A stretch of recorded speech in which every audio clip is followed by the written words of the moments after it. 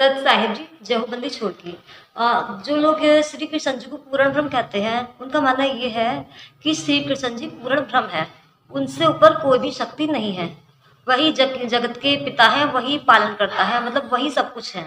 उन लोगों का ये मानना है।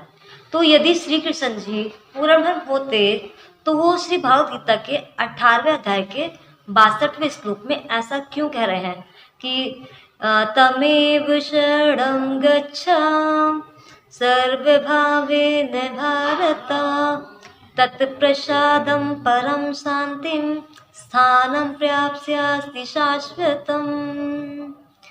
इसका भावार्थ ये है कि श्री कृष्ण जी कह रहे हैं कि हे भारत, तू सर्व प्रकार से उस परमात्मा की ही शरण में जा, जिसकी कृपा से तू परम शांति तथा सनातन परम धाम को प्राप्त होगा। यदि श्री कृष्ण जी पूर्ण ब्रह्म होते तो वह किस परमात्मा की शरण में जाने के लिए कह रहे हैं।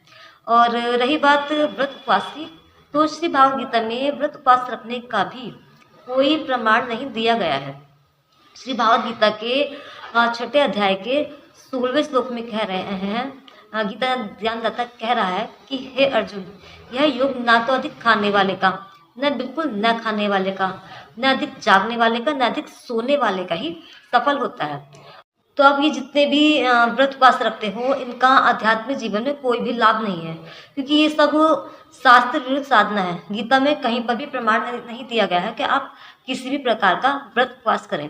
जबकि श्री भागवत गीता के 16वें अध्याय के 23वें श्लोक में गीता ज्ञानदाता कह रहा है कि या शास्त्र विधि मुत्सृज्य वर्तते काम कारता न स सिद्धिम अवाप्नोति न सुखम न पराम गतिम।